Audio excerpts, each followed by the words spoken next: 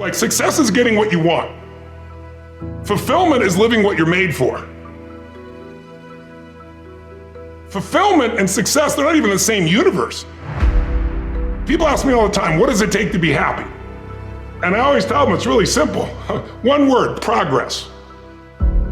Progress equals happiness. If you keep growing, you're gonna feel alive. And if you keep growing, you're gonna have more to give. It doesn't matter how many statues, Oscars they give you, or Emmys, or how much money you have in the bank. We've all seen people have all those things, and I get the phone call because they're depressed, or somebody commits suicide in that area. It's really an inner game, and I think that's what's missing for us today. Everybody's focusing on the outside world, and how there's a lot of things in the outside world you'll never be able to control. You can influence, but you can't control it. This, your mind, your emotions, your body, you have 100% control over what you do with these things, and that's where the game is won. Win the inner game, then you win the outer game. But a lot of people spent their life trying to win the outer game, they won and they're miserable.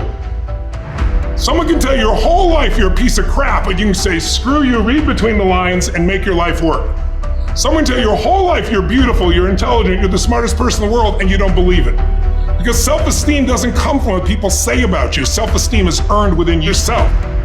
It's esteem for yourself, which only comes by doing things that are incredibly difficult, and then your brain goes, this is who I am. You really gotta figure out what you're made for, and nobody knows in the beginning. So you start where you are and you do what's in front of you, do what's next, and you keep growing until you start to discover, hey, this is my real passion.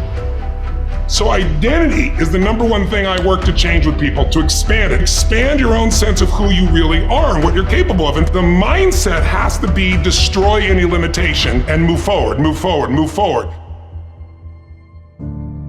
I think passion is the genesis of genius.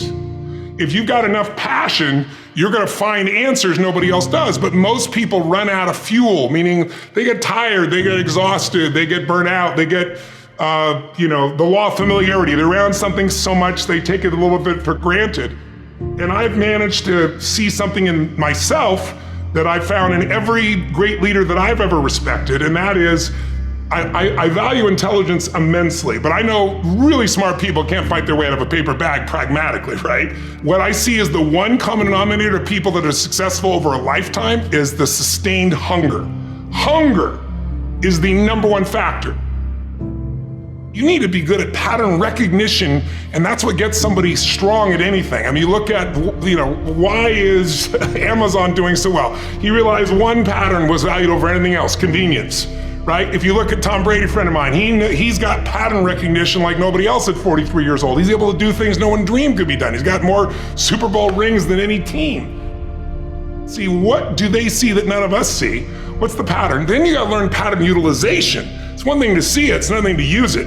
And then if you're good after a while, you get to pattern creation. It's like if you learn to play the piano, most people play other people's music, and then there's a point you've learned so much that you're able to create. It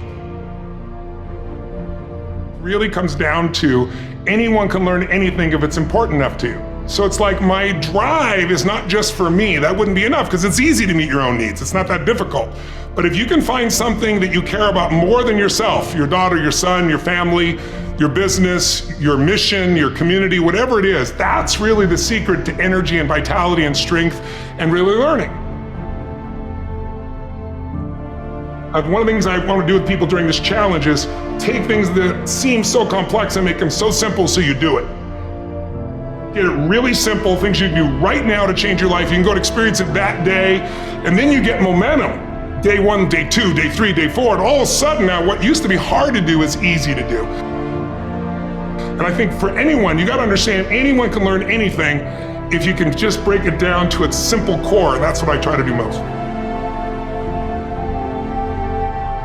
And I'm just not willing to settle for a life without passion and aliveness. That's just like there's so much to learn, there's so much to grow, there's so much to give, and I'm wired to grow and give. And I think anybody who gets wired to grow and give is gonna have a really fulfilling life. It doesn't matter what you choose to do, you're gonna be alive. A year ago, people thought we were coming out of, we got vaccines now, and we're coming out of COVID, and it's gonna be all over now, and people are excited. But now, after going through 2 years of this, There's a lot of people now that no longer have a compelling future. Like, people talking about New Year's resolutions, most people don't even have one. Because it's like, they never followed through anyway, right? But at least they had something to look forward to. They're starting to get into learned helplessness. Learned helplessness is when something is so bad over and over again, you start thinking the problem's permanent. No problem is permanent. Or you start thinking the problem's pervasive because I haven't handled my finances, my whole world's over. Or because my relationship's bad, my whole world's over. Your life is bigger than that. My goal right now is to shake that up for people. People need a new perspective, and you can't do it by just sitting and thinking. You gotta move your body, you gotta change your energy and your focus. But if I get you into a higher state of being, mentally, emotionally, physically, then all of a sudden you start remembering who you are and you start coming up with answers that you never even thought were possible before.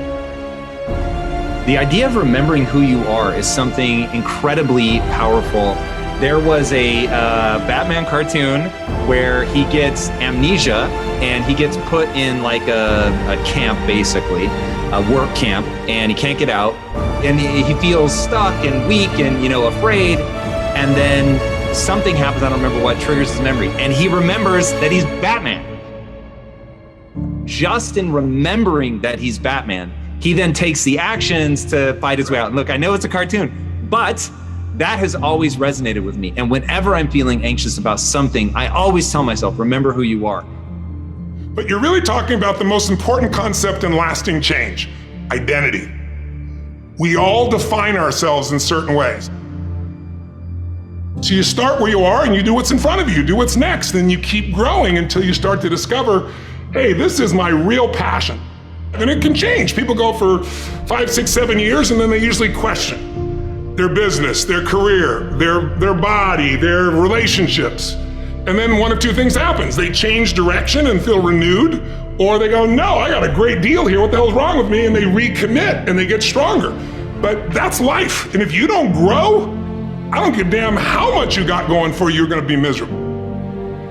I think as early on I realized that, one of the things you have to understand about life is everything changes and everything ends. And that kind of sounds heavy on the front end, but it's a truth. If everything changes and everything ends, number one, it should make you appreciate what you have right now. And then my view is, what's next is always better. If I make it so, it's my job to make it so. And I think that's how we have to navigate. But most of us have been conditioned not to take a risk.